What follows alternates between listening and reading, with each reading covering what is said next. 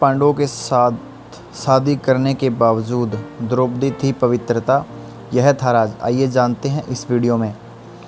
महर्षि व्यास के काफ़ी समझाने पर राजा द्रुपद अपनी बेटी द्रौपदी का पांचों पांडवों के साथ विवाह करने को राजी हो गए। आज ज़माना बहुत आगे बढ़ चुका है, लोग पुरानी विचारधारा को छोड़कर नई सोच को अपना रहे हैं, लेकिन इसके बावजूद लड़कियों को लेकर आज भी इंसान की सोच ज्यों की त्यों बनी हुई है। कोई गलत काम हो, छोटी से लेकर बड़ी बात तक के लिए हर कदम में लड़कियों को ही दोषी ठहराया जाता है। 21वीं सदी में जीने के बावजूद आज भी शादी के लिए हर किसी को वर्जिन लड़की की तलाश रहती है। जब किसी महिला या बच्ची के साथ गलत काम होता है तो कहीं ना कहीं समाज उसे ही दोषी ठहराता है। अब सवाल यह उठता है कि जब द्रौपदी 5 पति से शादी करने के बावजूद पवित्र रह सकती है, तो आज क्यों किसी महिला को उसकी वर्जिनिटी के आधार पर जज किया जाता है। महाभारत की कहानी के बारे में तो हम सभी जानते हैं। हमें यह पता है महाभारत में द्रौपदी की शादी 5 पांडवों के साथ हुई थी। राजा द्रुपद ने अपनी बेटी द्रौपदी की शादी के लिए एक स्वयंवर सभा का आयोजन किया था। स्वयंवर में दिए गए शर्तों को अर्जुन ने पूरा किया और इस तरह से द्रौपदी की शादी अर्जुन के साथ हो गई। जैसे कि आप जानते हैं कि उस समय पांडव अपनी माँ कुंती के साथ पहचान छिपाने के चलते ब्राह्मण वेश में रहा करते थे। उस समय वे शिक्षा मांगकर अपना पेट भरते थे। पांडवों को दिन भर भिक्षा कर जो मिलता उसे से वे अपनी माँ कुंती के सामने लाकर रख देते, जिसे कुंती सभी भाइयों में बराबर बांट देती थी।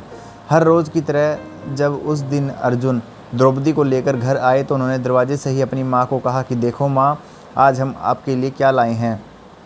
उस दौरान कुंती किसी काम में व्यस्त थी, इसीलिए उन्होंने बिना देखे यह कह दिया, जो भी लाए हो उसे पांचों भाइयों आपस में बराबर बांट लो। जब कुंती ने द्रौपदी को देखा तो वह हैरान रह गई। उन्होंने अपने पुत्र धर्मराज युधिष्ठिर से कहा कि इसका कोई ऐसा उपाय निकालो जिससे द्रौपदी का भी कोई अनर्थ ना हो और मेरे मुंह से निकली गई बात भी झूठी ना हो। हालांकि इसका हल युधिष्ठिर भी नहीं निकाल पाए। इस बात से राजा द्रुपद भी काफ़ी परेशान हो गए।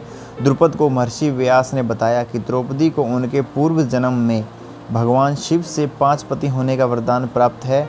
महर्षि व्यास के काफ़ी समझाने पर राजा द्रुपद अपनी बेटी द्रौपदी का पांचों पांडवों के साथ विवाह करने को राजी हो गए। इसके बाद पहले दिन द्रौपदी का विवाह सबसे बड़े भाई युधिष्ठिर के साथ किया गया और उस रात द्रौपदी ने युधिष्ठिर के साथ अपना पति पत्नी धर्म निभाया। अगले दिन द्रौपदी का विवाह भीम के साथ हुआ। द्रौपदी ने भीम के साथ अपना पत्नी धर्म निभाया। इसी तरह द्रौपदी की शादी बाकी भाइयों से भी की गई। सभी के साथ उन्होंने अपनी पत्नी धर्म निभाया। दरअसल हर बार पत्नी धर्म निभाने में द्रौपदी इसी वजह से समर्थ थी क्योंकि द्रौपदी को यह वरदान प्राप्त था कि वह प्रतिदिन कन्या भाव यानी कौमार्य को प्राप्त कर लेंगी।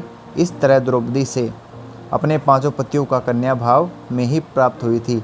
दोस्तों, यदि आपको यह वीडियो अच्छी लगी हो तो चैनल को सब्सक्राइब ज़रूर करें ताकि आने वाले और वीडियो के अपडेट्स आपको मिल सकें।